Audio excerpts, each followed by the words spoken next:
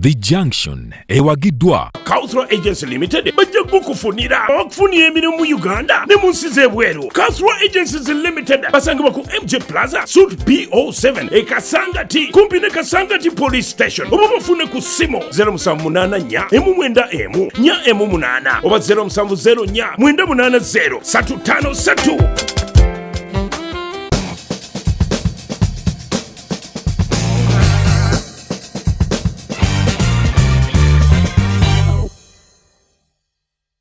Good evening to kwaniriza nnyo ku Junction Ogambotya.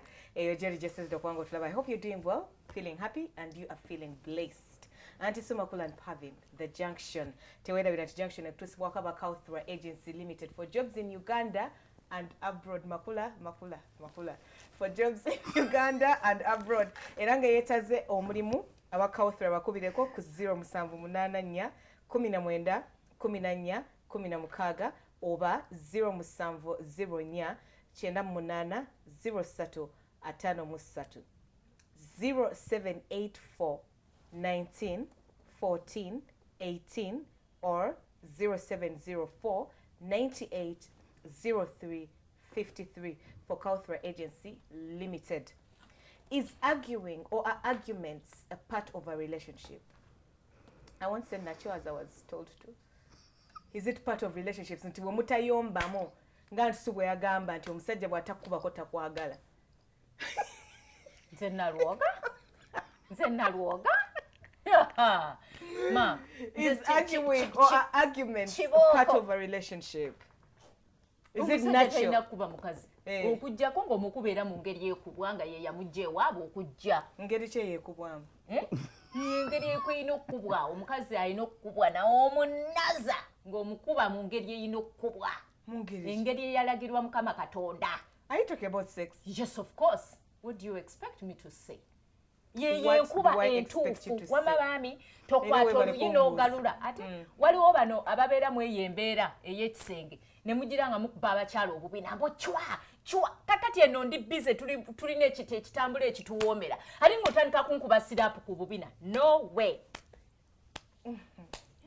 Omuntu olina kubeera ng'omuweeweeta nga mutambuza emirimu naye ndaba okiki ekyo ibinyumiza eri oli nze sazze ndeka nze mwabala bennaku nabonona omuzannyo Yesu gwe yatonda obuvunaanyizibwa Katonda bwe yatonda simanyi okyakola obwasenga obwedda ng'olina obeerawo nga hanemuuno ekiro ekisooka ekyomuwala wabijjeewo abasajja be bagamba nze siriiwo yogera na Pavini nga mugamba nti saakoze nze sazze yatandise kibooko alina byalaba ebitaliiyo ne mu Europa nze sirina gyembirabeera nze nabigana bwe batuuka empi omuntu kati olwo bw'oba ogenda ng'obanga wakafumbirwa emyaka 15 neeza empi ku bubina chwa and so there are those who like to be strangled. Ng'olwo lwe binaatambula. I don't know that I said there are those not me. Ebyo bintu by'okkoza bannammwe some people like horses yagenda n'akabina ke nga yawera bulungi wagenda okumwetegereza omwana pya ng'olwo otambuza pya tubiganye mutuleke kuba kakati obulumi n'okunyumirwa enjawulo eri obiganye nani maybe some people like it. Which people? You? I don't akikiridde some people naye abyagala one thing is that let me tell you first of all ebyo ebyokweronda nga chairperson gwe tutanawo kulonda kutugaanira bintu buli muntu leka atambuze omulimu gwega bw'ayagala Mukama ampadde omubiri bode ngonambu okuba ki asu tukiveeko kale bakitegedde bad manners arguments part of relationship ate bye bireeta ne arguments teri agenda kuyomanga n'entunnunsi zenkutte ebyo bye bireeta ne arguments entunnunsi nga zaaki waliwo nti so ekintu kyoyogera ne weeraliikiriza munno ate kiriwa nti abantu bye bayitamu n'ekirala tunaamaliriza shodda bye bayitamu abakyala balina ennaku abamu waliwo gwe nalaba bambi yali awo obujulizi ekkanani awo ng'agamba ebweru gye bamutwala okukola naye yatuukayo ate yali tagenze kukola ne bamutunda into prostitution naye nga ssente bw'oba oyagala ennyingiko waliwo abasajja balina ebintu ebyekisiru bye baagala you do number 2 omala kuyita mpitambi n'oziteekawo ku sowaani kale ekibuzo nakirese nga kigamba ojagala ogenda girya kiki anedda tetugambe bye tuveeyo fetishi kyeki tunnyonnyola fetishi maama mwabasoma oluzungu kyeki ekyo. It's like a thing era kikwatagana that puts you in that mood. Era kikwatagana nga mulimu namba 2 nange okunyumirwa obuvunaanyizibwa bw'omukwano. Leka buli omu abeere ku mudaala. Okukyuma obutukyumiza obukyumizi. Eyange nyangu nnyo bushera. Bushera? Yeah. Ye mama nkulabe wano n'omukebe guliwa? Yaketa kantire emikebe ng'esatu. Mulimu anti nawe nkulaba. Anti siba nange toyinaako byama by'abakazi banno. Njagala nnyo baana mu abawala ababiri bentudde nabo wano. Wangi senga. Mwebali kwagala babba mmwe. Toyanza senga. Mwebali kusiima senga. Mwetereza ne mukola emirimu bulungi. I am so proud of both of you. Kusiima senga. Keep it up. Mrs. K, you doing great. Arguments in relationships. Yes. It is a form of communication, but I kind of think that we can communicate properly. Because an argument means I am talking, you're talking, I'm talking, you're talking. We are both high, disappointed in each other. Tewali agenda kuwuliriza munne. Kitegeeza ne information gye muba mugaba naawo mulina obukaawu.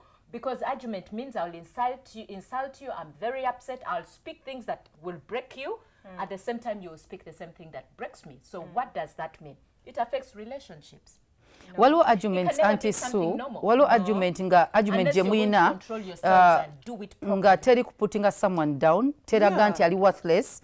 So si buli argument nti waliwo feelings, hard feelings eziriwo. Yes. Arguments communication. Yes, it is, but we can communicate better. So sirike oyinza okukyonona. Kati ntaddamu lowooza Shaji mazzi komaawo. Kati in communication tetu choosing on what to communicate on. Otherwise beba abakazi oba abami aba ending up nga basse bannaabwe. Like there are times when you have heated conversations and that's an argument. Heated? What do you mean by heated? I'm not saying to mwekube bikonde oba biki, but you've raised your voice. Esobola okubanga because by the time you say heated, it hurts. It's just a figure of speech. Like it's heated because it's not me, it's not the Pavin that I know, but now Pavin is speaking up. Okay, but it can still be low.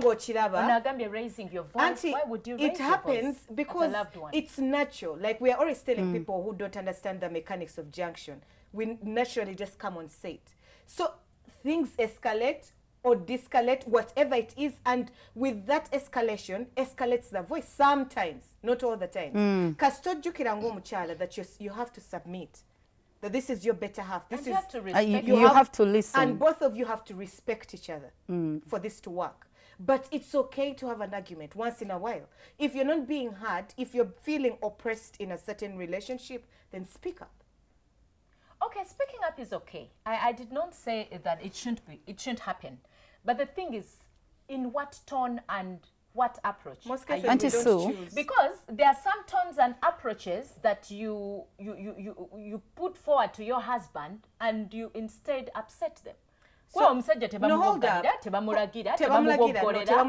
But what were the moments? What were the moments that led up to that?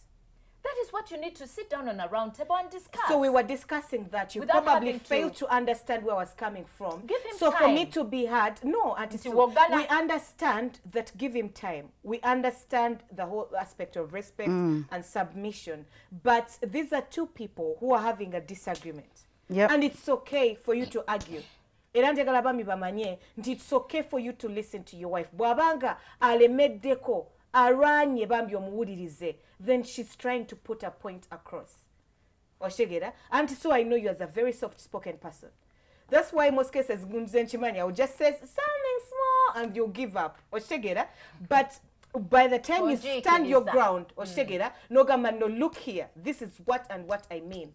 Oshegera, listen to what she's saying.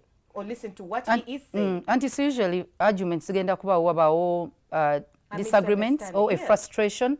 When man is frustrated, form ya communication esobola okukyuka kati gwe bw'ogibesingirako n'ogamba oba musiru bw'oleekaana si kuleekaana kale bw'oyomba bw'oyisizaamu amaaso nedda kati waliwo ezibeerawo frustrations omuntu usually bw'omugaana okwogera abamu ba actinga ekiri actions yes actions ate zembi zino ez'okwogera. To add on that, men need to be careful because waliwo abakyala be bamanyi n'ogamba nti omukyala wange mumanyi when she does this she's angry. Yes. When Pavin cries, she's angry. She's just getting over it. Once that person stops doing that, nasigala nga anyenya bunyenya mutwe, she has stopped caring. So let's give your people a chance to express themselves. At all it is there. Do you express because arguments anti-sunze wenzagalira arguments kyeziyambako that's important basomese omwami gwonenya oba omukyala like don't put it on only the men. Omwami gwonenya oba omukyala anti olusi ate abakyala olusi we come out my friend, I don't know what men you deal with, but some men are extremely loud and rude. Are you telling me that? I know that very well. So let's be fair as we educate, as we teach. Omwami bw'oba ogenda omumunenya oba okubaako point gy'oleeta cross oba omukyala soko gejinge kamitake ak'obusungu n'okunyiiga kali ku level ki anti munange anti so kali waggulu nnyo kwekakkana omanyi like I did this. Obagumiikiriza. I want to use myself as an example. There's something I didn't know about me.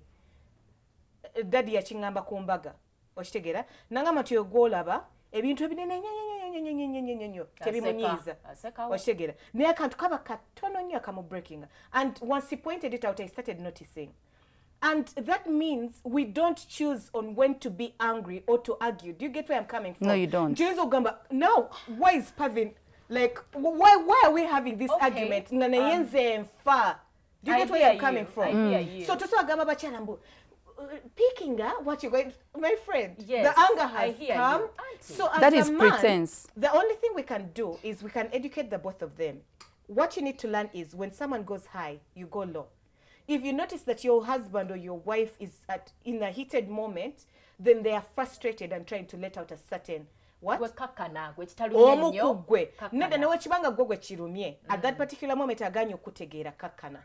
Oshegera because waliwo omuntu akujjamu Yesu oba nakuleetera stress n'omusawali n'omutuulira n'ogamba now what am I going to do, but I need you to remember in that particular moment where Jesus has left, I need you to remember that you could kill, you could mess up, or you could break. It's very important. But Pavin, I really hear you and I respect everything that you've said, especially wali wobuuliride. When someone goes high, but thing is, that's the reason why we have self-control. Kubanga nekyo kyogamba nti Pavin nti oli bw'olaba nga atumbidde gwe kakkana kubanga ezenkanankana n'ebisiki nazzi kuno tezikola ki tezaaka. Exactly. Kakati kyobola nti ne bwe tuba tuteeka enku mu mmere waliwo oluku olusoolooba ku lulala kuba abo onooziteeka awamu tezigenda kwaka. Kati era waliwo oluku olunene naye olina dduwereekereza na buku butonotono lusobole okukola ki okwaka. What does this mean? Buli omu tegeera position yo mwoli. Pavin bw'oba oli mukyala tegeera omwami nti ye mwami. It's very important. But then also anyway. Much as yakusobezza naye olina okutegeera nti I remember. Yes. Kati ate n'omusajja ono ategeere nti oli kibaby kye. Ategeere position yo. But yeah, there's a particular moment where you both forget that. Let's accept. So mbadde nakyemugamba there's a time, not there's a time. Nali mpuliriza nali mu kusaba Independence Night. And Pastor blessed me because I was going through something. I was going through a certain situation in my life. And he said, independence, yiyo. Nabantu was smiling. You're so proud of me. Because I remember just recently ku Independence Night. Musomba nange yampa obudde. Yeah, the office was so full. No. I don't mean one-to-one as I was praying. So nagamba yali abulira. Nagamba ti independence eba yiyo. But you have to understand that not everyone understands your independence. So you choose not to prove a point. Oshegera. Ninganzo kujenga. Me, I'm angry. Me, I'm what? No one is going to relate with your anger because no one understands with what you're going through. You can't expect the whole world to come to a standstill because of your anger. So I was like, God, this is mine. Like, there's a particular time where it was like, I remember it was at 3:35 Muchiro. Then I was like, there's a reason as to why I'm still on. You get it? So chenjagala okusomesa abantu nti you can be in a particular argument, and it can be with either your boo, it can be with your bae, your baby love. But ng'omwami kitegeere nti owange omukyala gwe munyiivu obuzito bubwo. So until you calm down and actually let the person know that, look here babe, this is what is killing me, they'll not get it because you're independently dealing with that problem until you share it. Okay, now when you make share it? But when you make so much noise, so sometimes the things just very good. Ate nekirala nti sometimes in anger or in agony, we speak what we do not mean. Or people tend to misunderstand the whole situation of, we are in a heated argument, so you've not been happy with me in this marriage for 10 years? No, Han, this is not they what I mean. But I mean that you've never satisfied me exactly sexually. So omusajja in his head, because it was an argument in his head, he's going to say, what? Like for 10 years or 15 years or 20? We have 8 children and you've never been satisfied that kind sexually? of madness. Yet nga kyobadde oyogerako kya one night. It's just that particular small what does thing. that teach me as a person, as a married person, is deal with that particular mistake at that time. Bwoba wasalawo okusirika emabega yonna about a problem tokireeta kati ng'ate ensonga ndala gye tuarguing about. You're very true to nekyengattako naawe gwe bagamba, irrespective of how you're being told, listen. Kubanga mumanyi nti Because mugenda kuva if ku mulamu someone chooses to communicate, like if I come to you Makula nekugamba, look, this is why I'm dying, this is why I'm stressed. Of course netubeera mu argument njagala nti because it's natural. Njagala nti wodda wali nga oli mu office yo ogambe bambi no kipavini kyagambye bwe kiti ne bwe kiti okitegeera. And if she was saying it's your fault, apologize. But do you know that there's a way where you don't need to tell someone it's their fault, but then cut the message exactly across? But when you sit down, blame or something. For 10 years, this is what has been going on. Maybe it's a shortcoming because she can't have complained out of the blue. Okay, what do you have on nefu? Just once is going to make them run mad. But if it's that person that you know, this never happens. Now she has argued. Yes, it is part of relationships because yes, it's a way of communicating frustrations. You teach me something again. Let us not have characters and personalities that are quarrelsome even where not necessary. Otherwise, people are going to brush off the thing. Misunderstood. Genuinely, really, this time round, you need everybody to just take a stop and listen to you. And your people boo will be not like, take it. she'll be okay. So it's important to know. I believe ziri part of every relationship, over friends, over ayinza okuba this time it's a parent, mother and child, husband and wife. Ekisooka mother and child, what are we arguing about? Mama wange yaninkubye emigugu these days. Yakubanga nozimba n'amatama ne balowooza olina amambuluga. One time, argue with your parents. I had an argument with my son over him being on Instagram. How old? No, but how old was he then? 15. I understand that argument. Is that what you yes, katwalo argument wetyo nga to him he doesn't get his like, mom, it's like, just Instagram. What are you talking about? Toyagala mbere ku Instagram. But if it's overdone though? Auntie, Kati, because walo argument, I won't get it. It's an adult thing. Me being a child, no, to him, I won't get it because it's not an adult thing. So, ochimanyi nti kyoyita adult thing, it's a digital generation. Nti kyoyita ekyomukulu ku myaka gyakitegeera okusinga because it's his generation. You can't even relate. You can't. Naye nti argument ezimu zibaawo because ffenna tusobola okuba nga ideologies za njawulo ku bintu. So we shall argue. Abantu bwe tugamba husband and wife, nakufumbirwa ndi over 20 years. You guys are bound to argue. Yes, tulina ebintu bingi bye tuli mu kweyigako. Nzikiriza arguments ezimu zijja, you learn each other.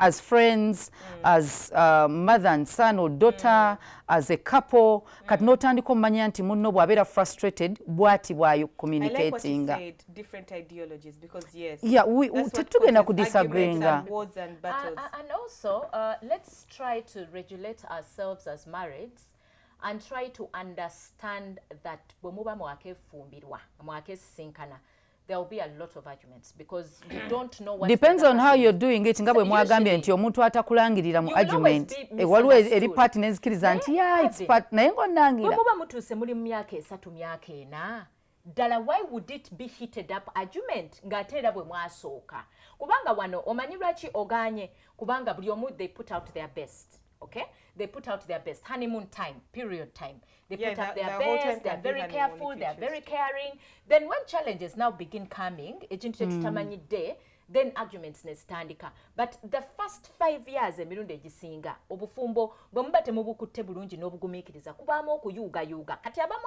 abaawukanira mu egyo emyaka ndowooza nti baba tebagumikiriza kimala kuba abantu mumala ne mukula kibayita okukulana notegera nti omuntu wange kati namutegeera anti so okkiriza nti emyaka gisobola okukosayo emotional being nti gy'ogamba nti emyaka egisatu egisooka mu bufumbo as we get older ebintu waliwo ebikyuka omuntu ngeri gy'abadde handlinga emotion self control nga muvubuka oluusi n'atandika okuba badde saagala kwogera nti ntondo menopause echeckinga in ebintu ne bikyuka omuntu anti so yes his friends have houses they don't have. Atengo okuze. It gets even worse. Toyinza gamba nti no arguments zina kubeera mu first 5 years. Ate mu first 5 years ziba na ntono. Kati wano no. Kati ozadde oyina abaana bazze. You have school fees. Responsibilities. Work pressure. Expectations. Work pressure. So arguments anti-sue zigetingana worse kati. Okay. Zinza n'okugiramu MP naye tezirina kubaamu MP by the way. Why should we even say arguments? Don't. How about we said communication? Because communication means I'm going to wait for argument. No. I'm going to wait for Makula to speak, then I'll speak after. But if Makula is speaking, that's how you are brought up. At the same time, I'm putting a who is going to listen to another? We shall do that when we come for counseling in your office. Let me be realistic. But really? Omwami nzize mugamba tonyiza mu kinaabiro. Nengena ne sliding nengwa. No sina kuslidinga. Oli eno wakikuuse then oli So madam oyagala ngambe baby help me explain yourself. Nayatandike. You know I felt an itching in my nose. That is why I No. I'm so released by the way. Tomuteka ku pisto mumbere fanana bwetu. Anti so. Na yo sobola muga tunange ekisabuni ono. Anti so tukirize kinabiro. Right. Nkwega idegena nakatambala. Anti so tukirize nti fena twakulira walala. Anti so njagala okirize nti buli omwe alina gye yakulira. Buli omwe alina principles mbulamu. Buli omwe alina ebintu byatambulizaako obulamu. Anti so katugeze. Now you're the man. Anti so oli musajja njagala olero weyambula ekya kansala kize wali oli musajja ekyobulekere kisigale kati sentence ze gwe musajja walese sente za mukamaawo nozeerabira ewaka ogenza okudda nga nguze ebiteteeyi nina embaga ku weekend lwaki onkanulira amaaso nkoze enjala tandika madam explain yourself sente zino zaage nsooka neneenenya okufuna omukyala atali musa yes nsooka nenene nyofuno anti so nfuna omusajja tumulete mu show tukufulumyewo so jebaleko yesu by the time I forget money jebaleko kubanga by now Pavin yes it is okay already omanyi mukazi wo kikyali lwakuba titosobola kumweyambulula but out of anger ojamugamba babe how could you do this makula kudemu had a wedding bichi now awogambira are you stupid you're going to escalate. Then you also escalate. That's how an argument builds. Of course, sigena kutandika at once. Omushala botandika okujja kwajuwinga nange nga gonsobeza. Then you're not being submissive. Nzate nakusobeza sentences. Now that's what I've done. Fukamira wansi kubanga sente okuzisanga mu nsawo yange. Nkubuuza nti zizo. Zinzo okuba zange naye nga tezirina bye zigenda okukola. Ask me first. Olaba anti so attitude egy'olimu eyo. Sente zibadde zirina bye zigenda okukola. Ozikoseza. That's an argument. Listen. Listen. It is not an argument. I expect you woman to keep quiet. You're even calling me woman? I'm called babe. Essaawa eyo ebya I'm called baby. I'm called baby. Pavin, uli antisumwe essaawa eno ebya baby bisewale. You already in energy. Pavin, argument is when I speak and you're speaking at the same time. No, babe, don't talk to me like that. Communicating about I definitely will words. tell you that I'm really angry because already... I'm also angry because you're not taking me seriously. I'm also angry because you're not taking me serious. Facial expression erabika. Nyinza obutakubogolera oba kukuba mpi. Naye nja kugamba nange onkoze ki kino lwaki tewangambye mba nkusubira gwe omukazi already akoze ensobi sente za takisi za looni ya boda muntu omusajja akuwa element nkukubye zikomyewo. No, but at least you've expressed your anger. Yes, I will express it, but how do I express it? By beating you up and that the money will come. Saint ndoza na mugongo waddukayo buddusi. Nedda. But ekituufu kiri nalina wakubeera mu sister. Auntie, no, you're disturbing us. Otandise otutawaanya. Because the truth of the matter is, there are some things whereby, of course, no one is going to enter the house atandike kuyomba. Jebali, the psychopaths are there. But from argument, ngame makula, this and this, from her not taking me serious, njagala okwedefendinga kati ngambe amaanyi oshikira from there it escalates. Omukazi okufukamira ne wansi n'asooka n'ampuliriza nsobola okufukamira wansi naye ngera wansi nkyayogererayo ebigambo byange kati sirikako anti so omanyi waliyo abakazi okimanyi waliyo abakazi kati nojja noŋŋamba nti sente ze nalese wano zirudda hani naziguzeemu ekiteteeyi nengato nentambula nenvaawo ate abo bwe batyo n'akomawo gye woli hani ezabadde wano naziguzeemu ekiteteeyi nengatto kamale nokuleetera ne ku juisi maama kati awo kyoba okola mugambe nti wakoze bubi kuba sente si zange okoze bubi kubanga essaawa eyo bw'osigalawo ng'ate obusungu bw'obumanyi njagala nnyo naffe ffennyini twetegeere olwedde omanyi obusungu bwo bumansukangala ojjudde enneema kwata sooka oveewo onoonye omulimu okole sente endala ozzeewo ziri naye ate saagala nnyo baami abakyala mbadde nsaba abakyala twewale nnyo obuteebuuza nga tugenda okuba ekintu oluusi ekisinga okusumbuwa abaami kukozesa sente ze nga tomugambye because by now bintu bibiri kukozesa sente ze nga tomugambye kugaba bintu bye ebyamaguzi omukazi ayinza n'okuba nga yatandise oluyombo gwani agambe basajja bokka balutandika lwaki olinnya ku ssuuka zange enjeru zenjazeeko nga tonaabye cut off both of these people. Let's understand who is in a wrong position. You to know their position and come down kobengo oli musajja wagulumira essaawa eyo bobanga omukyala gw'omunyiizizza nsaba tuyiga okukakkanako munno sooka omuleke I expressing okay then finally nyonnyola luvannyuma so that you avoid. But remember, Ngabwe that this is your person. But speak your mind. My person nga nziba. Auntie, yeah. Nja kusesetula nkujja wano ku mutima gwange nyine nga kwongerayo. You made your choice, so stick with it. Bansitenga choice. No, teri agambye kukuba. You misunderstand things. Like this is your babe. Oshitegera, she misuses money. Or he misuses your money because it could be vice versa. Kati bwoba omunenya, yes munenye, and make sure you are hard, but respectfully. Because if you don't communicate, you're being oppressed. That is an oppressive relationship. Anti so nze kyeŋŋaana lwe luyombo olunyigiriza omulala lwe luyombo ng'ogoinga defensive n'engeri gy'okikola wa gy'oli argument anti so sinakukakana w'oyombera argument weetandikidde kikulu kubanga ne bw'aba mukazi wo oba mwami wo toyinza kumuyisanga nsolo ng'oyombera mu bantu. Okyali ku Junction tukyagendera ddala maaso era nga twogera on arguments whether they are part of a relationship or not. Take it to our Facebook page and let us know over.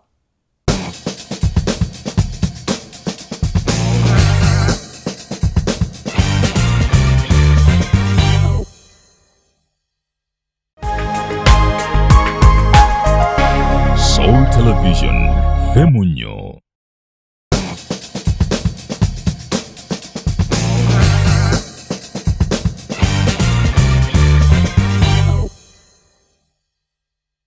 Okyali ku Junction tukyagendera ddala maaso Auntie Sue Makula and Pavin era nga twogera on arguments whether they are part of a relationship or not. Tewerabira aba Kauthra Agency Limited abateekamu akasimbi era if you need a job abroad enamba ziri 078 19 14 18 oba 070 98 0353 0784 19 14 18 or 0704 98 0353. Bakubire basoboledde okubanga bakuyamba with different jobs zemusoboledde okubanga mukola. Arguments, misunderstandings. The best thing I've picked from this is they come from having different ideologies. Because buli muntu mutuwegwe oyinza olaba nga ayonona ssente nga nze ndaba nga sennomusingo twala ssente zo nenzikozesa kati tekiri nnomo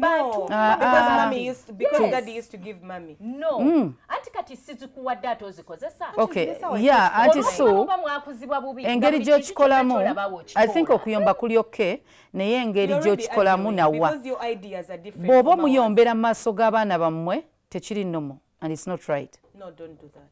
Don't do it. Toswaza musajja maaso g'abaana be, toswaza mukazi maaso g'abantu bonna. Kasita kisukka ababiri, kati luvudde mu luyombo mutandise kweweebuula. Muli mu kweswaza, mukazi one bw'aba akoze in front of their household. Ekisenge kibeera kooti. Bannange. Era mangu nnyo omukyala muyite omugabe bebi jangu soko gye. Kyova olaba baatugamba nazzi kuno.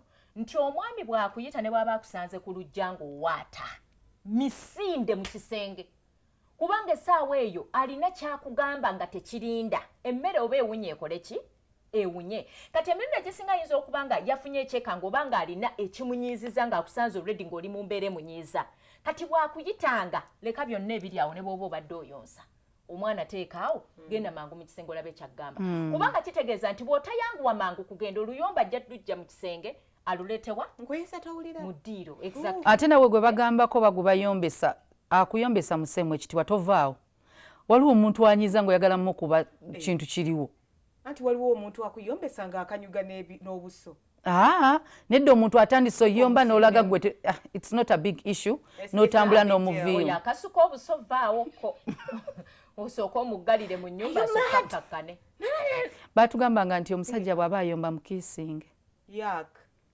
bwakuluma naye omukiisinga lwaki obonziba omumwanga anti bw'abaayo anti mukakkanye kati akunnyonnyole bw'aba ayomba gwe sembera tandika mugambe birina kunyiziza sooka ofune information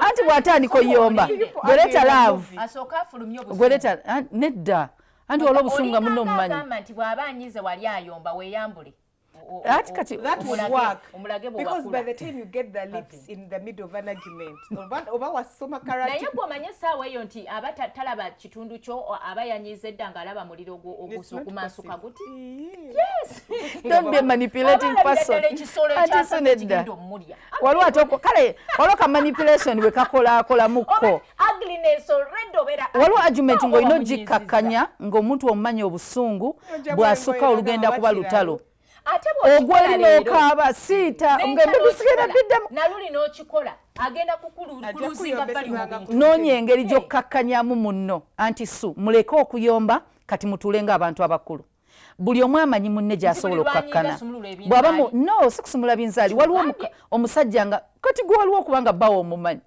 nga kinzaali kimukakkanya ave ku bukadde bw'obusatu obwa boosi bwe bw'olidde ng'obikula bulawuzi nga ye kyekigenda omukkakkanya kati ate kambabuulire makula mulina obuzibu buubuno nti buli lwanyiiga ng'obikula blouse ng'obikula skirt nedda sikigambye buli tayimu nga tanyiize nga muli bya mirembe ate matu blouse zammwe ne muzibika kikola kasita kikola mu kaseera k'oyagala anti so ng'obikudde blouse ng'akubuuza okoze oluyombo lwonna kubanga waliwo oluyombo lwolowooza lugenda kukoma ne lutakoma ne luleeta okwasa ebintu ne lwonoona ebintu mu nju ne lutandika n'okwekuba n'otandika okulangira naye munno oba omumanyi naye omanyi nti oba ozibikiriza buzibikiriza sigambye zibikiriza kugambye mukakkanye mutuule mwogere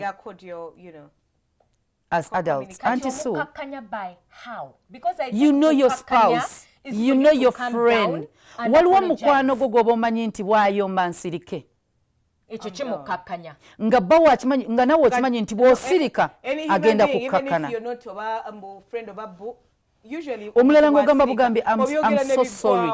Ng'ekigambo bw'oyogera sorry nga byonna asirika then ne mutuula ne mutandika okwogera. Anti so waliwo oluyombo ng'omuntu eddoboozi ligenda situka baneiba bawulire mutandika okwewebuula mutandika atandika okukulangira. Kyonna akakodyo k'olina konna kakozese. Nti twewale nnyo ate oyiyiza ki munnange. Anti kasita ojjayo ebigundi ebisa ebyo nsirika nsirise olina bwonzikakkanyiza nange kati ebyo byennyini bye mbadde gamba nti waliwo omusajja n'atandika oyomba n'omugamba mukama wange ate kkoze eki omulungi tatange omulungi ate obadde otya nkoze eki anti owulidde bwonzikakkanyiza wano tomuyita Mrs. K n'asirika taddamu buli omu alina ekyokulwanyisa kyajjayo. Anti kaakati kyekiri kyenagambye mukyala makula kyogambye manyanga mukyala musumba nsirika era tuleme kwakiwinga okitegeera nti aze bw'aba akaalamuse gwe kola ki kakkana kale ne bw'abanga ensobi ye ng'abuubuuse n'ebigambo ensobi ye nga nawe tolina musango ndowooza essaawa eyo ekiba kisinga obukulu kusooka kukakkana kuba bw'okkakkana naye automatically akola ki akakkana then bw'akkakkana mu busungu ng'olyoka omunnyonnyola mugana naye no munnange watabukidde bwereere nsi si bwe kyabadde omunnyonnyola ng'amaze okukakkana he will make sense watabukidde bwereere is very disrespectful munnange wanyiigidde bwereere munnange tewantegedde ayina ensonga tewandinyize they have their own reason no matter how stupid it is yes, how small there is a it is reason. it wasn't bwereere. So mugambe mukwano sorry. Naye kyabadde bwekiti. And after like nabadde manya akasente kaffe ensonyiwa tukoze tutyo okukazaawo. When you have it of course nga siina wadde mulimu awo ndi muggwe ensawo anti kati ke kakodyo Justin kyetaddemu nkulage nti tuli okusabira no by the way okukyetekamu tekitegeeza nti ogenda kikola kati kankugereze nyinza okuba sirina ssente ninega mwami olowooza tunaazimba ani agambye eze ngendo gizimba mwami olowooza twandizimbye Wantinda Ntebe Road twandizimbye Kaleerwe twandizimbye Bwayiise naye temuli kikumi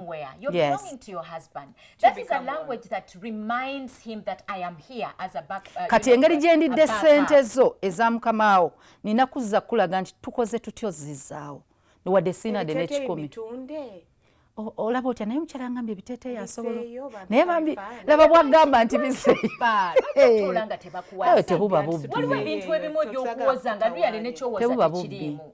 bambi omukazi teyabbye aba yatodde nga tebamuwadde nalowoozezza zange ozirekawo nga bujja lwondekera already nesente abasajja ze baleka mu nsawo mu omukyala w'omulaba nti ali neat ate tomuwadde ate olekawo ate weerabira ndowooza oba ampadde ziri ze namusaba luli yogera ongambe mukwano ndese wano ssente z'abekibiina nze treasurer olaba obwo bwe naazirya mba mubbi kituufu ni already nakusaba ssente z'enviiri nongoosa ziri mu kadrowa nga ndowooza enviiri bampadde naye mu drowa excuse me nsonyiwa maama so explain wamusaba juice esimu yeresezaawo akakadde ate ne mwabakyala bw'ozisanga miliyoni 3 mugamba babe is a 3 million mine oba ntoleko like a million why not 1.5 baby take 1.5 it's okay tujja kukola naye olwo sente ezikema kati kangereza omusajja n'akulekera akakadde mu nju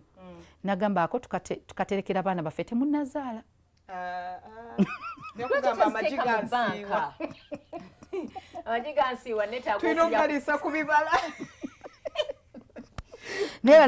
ate abasajja omuntu ayagala munne tamukema era abasajja mulekerawo omuze gwe tuwulira nti olina okukema omukazi oba mwesigwa ayinza nolekawo ssente nedda si bwe bakola ayinza okuba bambi engeri gye yakuzibwa anti so omuntu ayinza okuba nga engeri gye yakuzibwa aweebwa oba atwala kati bw'oba mukazi wo omwagala tomukema wabula muyigirize kyekintu ekituufu n'abakyala bayiga kuba bazze babyogera mubyogera ku maradio kuki mbu tujazireka mu kkooti kibi nnyo bambi okukema omuntu abakuleka n'agamba ankema sijja zitwala n'alinda ziri endala ezinakusuula eddala kano n'akabuuka n'alyoka akulimba nti okimanyi Pavin waliyo obubbi abasajja batatunulira ngolowooza ezo nzireseewo emitwalo 2 nenkugamba mu ddwaliro bansabye emitwalo 25 ez'omwana nga ngenda sasula yeegyo ate obuba bubbi bw'abasiniya ate tubuyiga kuva mu buto nti bakusabye school fees bakusabye textbook noyongeramu akakaaga tata watchman talina sente ndasasula hostel emirundi 3 nentekamu eza fridge okay baali batusasuza fridge na electronics naye nga buli kimu kuliko extra just so that I can have pocket money bambi abazadde nga zino zokka zikukavaringa ate neziri naziwerezera nenzirya because oli dadi wange nti bagamba we are their responsibility sekyo nati dadi wona yate tomuwumulamu bituli mu nsawo naye agambye biweddemu naye okuzijja ku muzadde okimanyi zisinga okuzijja ku sugar daddy oyagala nkole ki ku byombi ate nanti ne ba sugar daddy tuzibajjako anti era nga bamugambye katuzijje mu daddy tabeera mwami wo atuwa kasukaali kati awo oba kikuuzi owakaseera and that's wrong because usually that money doesn't come free you have to pay for it or with your soul so if it's avoidable at most cases our parents don't even understand like omugamba nti bana I would need this I want to do my hair nakama yonona nnyo katugule muki textbook textbook ya musanga kati omanye ennaku zino kye batukola abaana za kusoma online data okyali ku junction tukyagendera ddala maaso era nga twogera on arguments whether they are part of relationships or not tova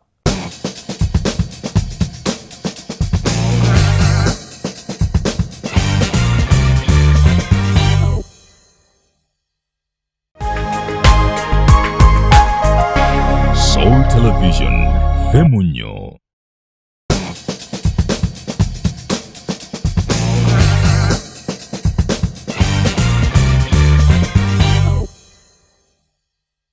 Okyali ku junction era nga batuteekamu akasente ba Kauthra Agency Limited.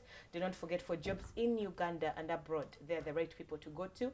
Do your research. Make sure choyingiddemu okitegedde kyogenda okukola okyagala ate okitegedde what you need. Bakutambuze bulungi otuuke ebweru weekolere kasente. Arguments being part of relationships. Kyetwebuuza. So, argument webeerawo nga tuze twogera ku relationships and that's marriage and bichi. I need you not to argue with your bosses. Waliwo abeesuula mu edda lwandi neyo relationship employee. Mama. Kati oba obadde ki? I'm being hard. Communicating my feelings. Thank you very much. Ati mumabyoge. Job description. Happy no laba. Muwa nnyo babbosi bammwe ebitiibwa ate nga temubiwa baami baabawasa. Ekyo kireke. Which is very bad. I think that is taking them for granted. Anti-so. Entitlement tukikendeze. Va ku entitlement. Kankugereze. Waliwo okubeera nga boosi wo ye mwami wo Pavin okoloota nga boosi wo ate ye mwami wo. Anedda akakodyo kangu obizza mu kisenge. Lwaki oyombera ku office? Boosi wo nga ye mwami wo. Njagala wo omukyala weeteeke mu biti ebyenjawulo. Bw'abanga boosi akunenya nti olina omulimu gw'otaakoze. Sirika ng'omukozi. Exactly. Sirika. Bw'oba owulira oyagala kuyomba nti kyegambye deeka. Kuyomba biki? Kati anti bw'oba owulira oyagala kuyomba ojjudde. Mulimu tewabikoze. You keep quiet. Keep quiet. Even at home, you be a good wife. Kati ensonga oba onaazigonjoleraka. No tobikomya nawo professionally kati waliwo emirimu kankugereze abakyala banno abajja for counseling nga baboosi baabwe ate be baami baabwe ayinza kuba omwami nga alina hardware yayagulawo conflict ku mulimu bw'olaba nga omulimu gugenda tabula amakalondako kimu ate okirondeko munaaliaki anti deeka afune omukozi amukwane nedda anti su tolowooleza basajja bonna no waliwo okubanga nawe okimanyi nti omwami wo no waliwo kubanga nawe anti waliwo kuba nawe ng'okitegedde nti kati mwami wojja mufeeri nga toli mukozi mulungi but you're a good wife stay at home nedda kkiriza employinge nedda babeerewo mwembi bwe tudda Pavin kyagambye ekyomukozi ennaku zino tumanyi okukozesa abantu because bali qualified for positions nga gwe tewabisoma emirimu gyonna bwe giri n'osanga nga n'oteeka abakozi nga bakusinga ky'olimu gyekiri naye nga kikyo kati waliwo naleetako olugezigezi nange mu bintu ebitali byange because nalowooza mu musinga okutegeera kyenkola kubanga ye anti bwekiri anti so obanga ali supportive maybe you didn't Museveni si ye engineer w'enguudo ate tali mu UNRA kitegeeza ataddewo abantu abaqualifyinga kati mu kifo ky'okwavinga argument ne boss waakiri mulinda omunnyonnyole omugambe waliwo ensonga eno mwene olaba otya nga tukoze bwe tuti kubanga gw'olina ky'omanyi okumusinga ekyo tukikkirize babosi tukkirize nti abakozi waliwo ebintu ebimu nga babimanyi otusinga naye gwe omukozi because olinga mukyala mu maka nti you have to be submissive funayo akaseera you sit with your boss because as we agree even in homes arguments come up because of frustration so omukozi asobola okubeera frustrated no hitting but that kind of stupidity and madness you don't bring on your boss. Either put it in an email or go to your human resource manager. Yes. It is madness. Sirika. No frustration. Inzo kuja professionally. Abanga mwana na muzadde. Makula chinyonyo. Professionally. Nga olaba techikola. But me as the vision bearer, as the owner of the company, toli nacho ngamba mkwana. Oshigere. So with that frustration of just put it in an email. Emails will seem more polite. You won't be as rude. There won't be facial expressions. Those formal communication. Raising voices. Idea yange boss wabagiganye njiwandika wansi nentuuka time nga I'm retiring ideas ezo nezitwala ewange ate era tosubira kutandika business njawufu kuyiyo kubanga eno gye mmanyidde ye trainings ngenda kukwata amagezi gange gonna gotwala nti kisasala ngende ntandike which is okay Pavin ayogera ku muntu ng'akyali ku mulimu ogwo nga tagenda kati olw'okuba nti nalina customer care ennungi bajja kuva eno gye mutabafaako bajje bannoonye kati ate ogambe nti nkubbidde abaki ankisinziira nga fena tugamba ngenze wa Nisha she was the salon yes she was the place so because of her customer care and what people just followed to her exactly. place That's true. That doesn't work out all the time. So communicate your feelings. If your feelings are not heard, waliwo omusajja yali mugezi nnyo kazibwe kapo yagamba sigwa jjajjaawo kakati nsigale mu frustration nga bwenkola nga siri gende wa human resource yalina okudealinga ne feelings. There is no oba genda weebuulirire CEO or who came to deal with feelings. Tebaliyo. Naye nno munnange ekyo nno kyandibanga kitono Pavini waliwo ogamba nti sirika sigwa jjajjaawo naye nga boss aliwo kunkwana ayagala kunkwatira mu go to the human resource manager genda antisu yes it's okay kati awo oyogera antisu kuba akafaananyi you're the boss you're in a meeting antisu anti ocommunicating nze ddeeka antisu muli mu meeting ne mukamaawo nagamba antisu wano tukolewo bwe tuti ne bwe tuti ne bwe tuti tukole wetu bati noyimuka nomga professionally that's not right I've been working on radio for I don't know how long so you cannot do that friend wanji mama friend sibamwe bibyo ya I need you to claim that they ebintu bino omanyi kati ekizibu olaba antisu engeri gy'otula mu office field togimanyi bulungi katika olaba bwe tugenda mu field omuntu tetumukolako bwe tuti kati oyogedde na bulungi kubajjukira njogedde eri aba frustration kati nze njagala laga nti omuntu mukozi bambi mulungi ayogera mu magezi ge naye still nakyo wadde okikoze ng'oli mukkakkamu oli disrespectful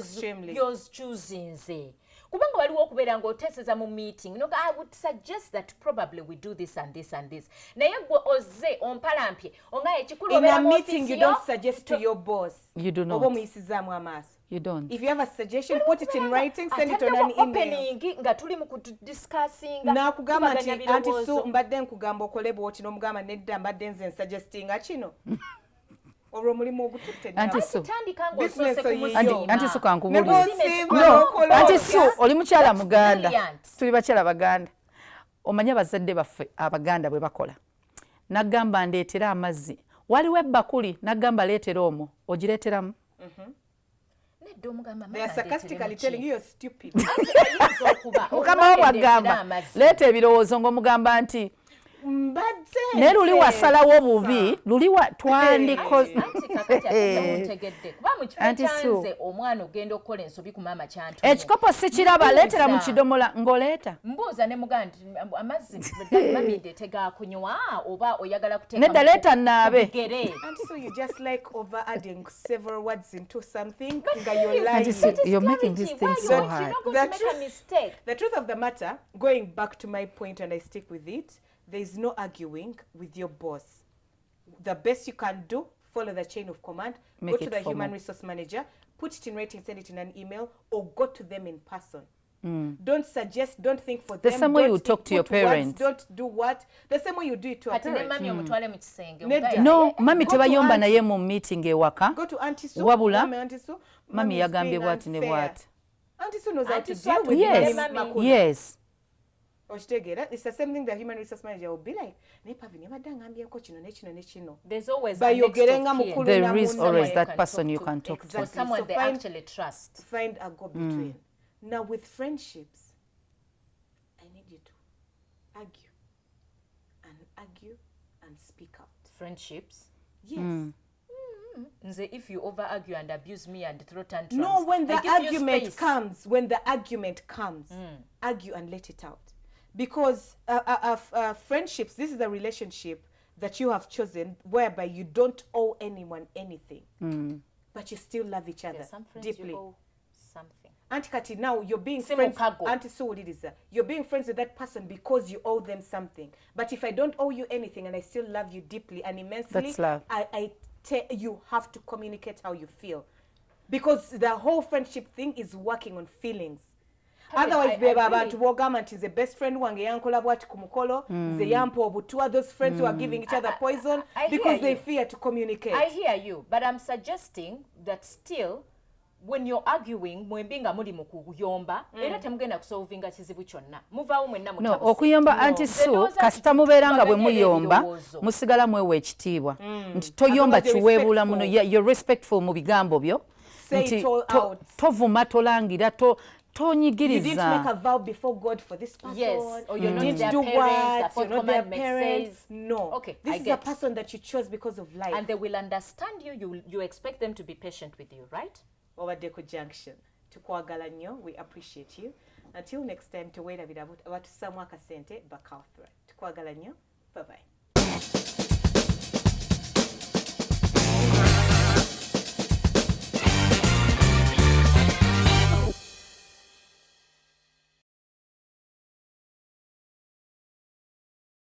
The Junction ewagiddwa Cultural Agency Limited bajja kukufunira okufunira emirimu mu Uganda ne mu nsi z'ebweru. Cultural Agencies Limited basangibwa ku MJ Plaza Suite B07 e Kasangati kumpi ne Kasangati Police Station. Oba bafune ku ssimu 0784 M9 4 M8 oba 0704 980 353.